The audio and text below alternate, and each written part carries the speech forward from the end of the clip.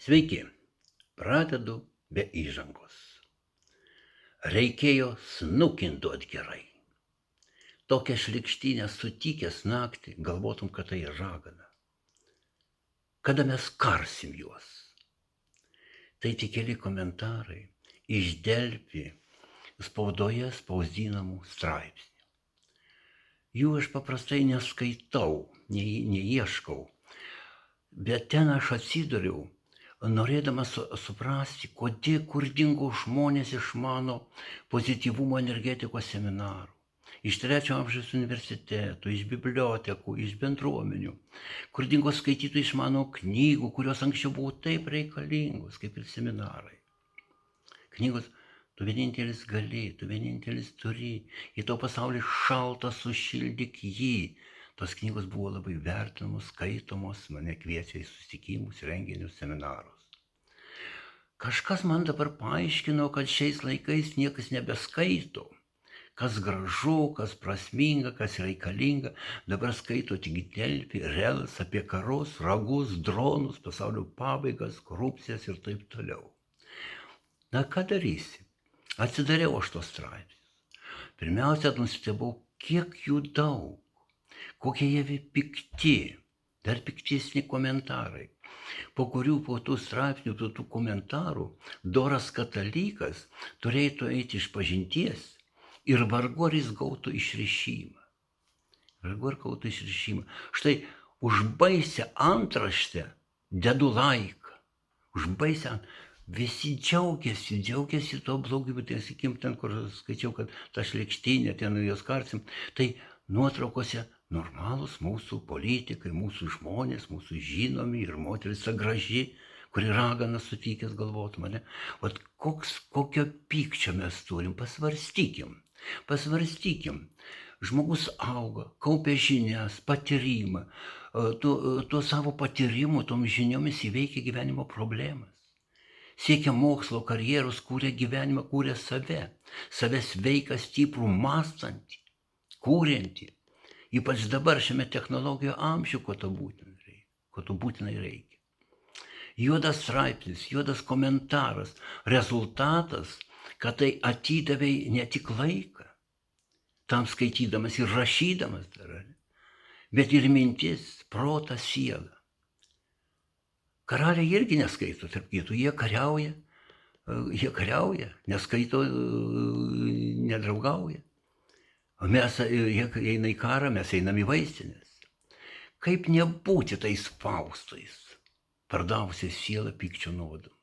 O ir kas tie Mefistofeliai, kurie sugundo, kad mes skaitytume ir parduotume savo laiką, tą kūrimą brangiausią.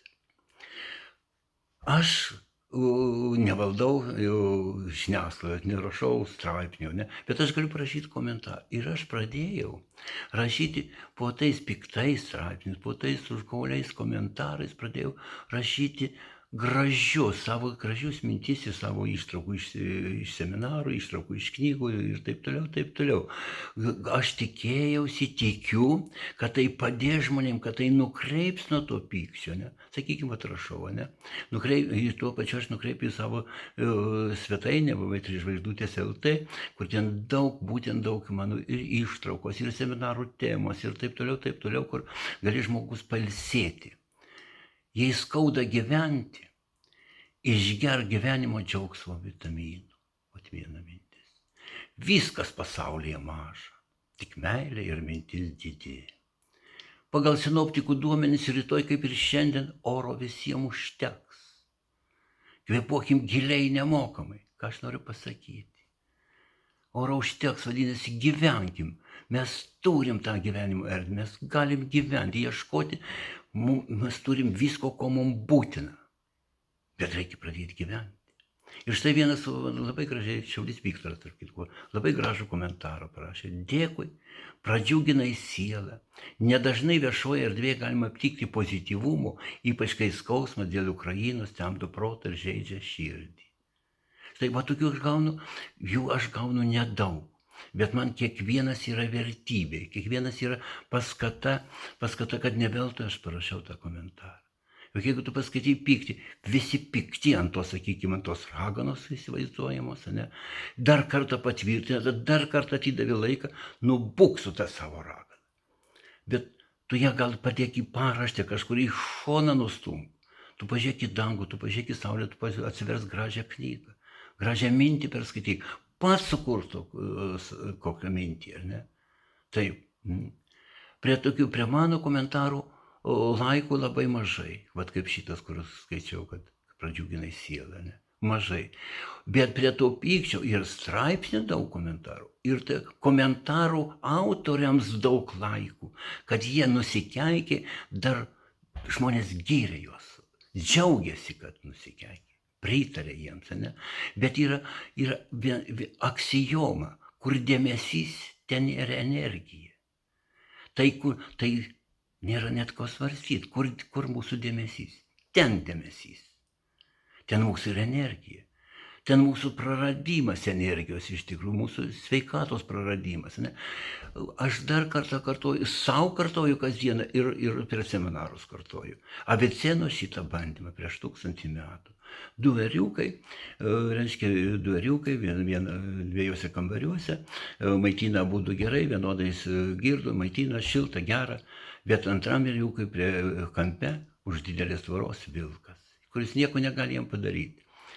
Tas ėriukas pirmas šokinėja, džiaugiasi lepinamas, o antrasis viską tai gaudamas, greitai numirė. Numirė nuo vaizdo. Vaizdas tampa mintimi, mintis jį pražudė. Kiekviena išvada tokia, kiekviena negatyvi mintis žudo tave. Daugiau, mažiau, ar galutinai. Atima tavo energiją, atima tavo sveikatą. Tai ir mūsų kiek vaistinė, kiek sunaudojam vaistų, antidepresantų ir taip toliau. Bet juk tai darom savo valia. Neieškome gyvenimo tam pasaulyje, savyje atrasti jėgą. Savyje tiek yra grožių, kurį mes užrakinam tais pykčiais savo. Ar ne? Apie tai aš ir kalbu seminarus, vedu seminarus jau 10 metų. Jau dabar užsako rudenį, dabar vasarą mažiau seminarų, taip. Bet individualūs kursai kaip tik vasarą daugiau būna, ar ne? Mano kursus energetiniam temom, parašiau naujus apie energiją, vat iš šio laikų kaip atrasti energiją. Net energija tik vyrams, ar ne, kurie tikrai, kur mažiausia seminarų reikia, bet jiems daugiausia reikia energijos. Ir reikia ir gyvenimo energijos, karjeros energijos, ir vyriškumo energijos. Gamtos energija, taigi tiek yra šaltinių, tiek yra kelių, kaip prisijungti prie gamtos energijos, savo vidinio pasaulio energijos, alter ego, ne? Bet matot, ateiti į tas kursus, taip pat reikia turėti to energijos likučių, kad ateiti, kad paskambinti reikia, bet vietoj to, bet žmonės įsiburnoja komentaruose ir nebelieka tos energijos. Bet dabar vasarą daugiau paskambina, daugiau pasidomi, bent paskambina. O tai reiškia, kad jau padarė pauzę nuo to dėmesio pykčio nuodams. Vis dažniau susitinkame ir nuotolinių, ir tiesioginių būdų. Tie, kurie sugrįžta prie gyvenimo, jau tiesia nelaiko, ne sveikatos praradimus, o pasirenka gyvenimo energiją, kuri yra šalia mūsų ir mumise. Atras savo vidinį pasaulį, atras ir vidinę vaistinę, ir vidinį banką, ir savo vidinį banką, ir gamtos tau duotą energiją. Tai viena mano iš seminarų minčių. Visiems linkiu sėkmės.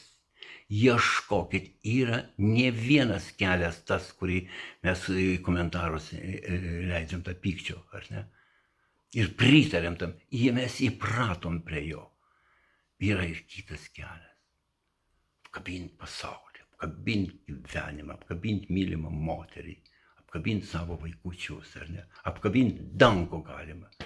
Visa, jeigu įsivadavote iš Mefistofelio šitus spąstų, visada galite man paskambinti, mano telefonas 06 87 75 147 www.3žvaigždutės.lt ir rasite ir straipsnį, ir visus kontaktus, ir ką galite rasti seminaruose, individualiuose kursuose. Sėkmės išvengti iš tų spąstų, išeiti į gyvenimą, į savo gyvenimą, į kūrybą, į meilę gyvenimui, egoterapija. Tai ego, aš terapija, rūpestis savimi pirmoje eilėje. Pasaulis pats pagerės, pasaulis pats pasikeis, mylėk save, mylėk gyvenimą, būsi sveikas ir stiprus ir laimingas. Laimingai.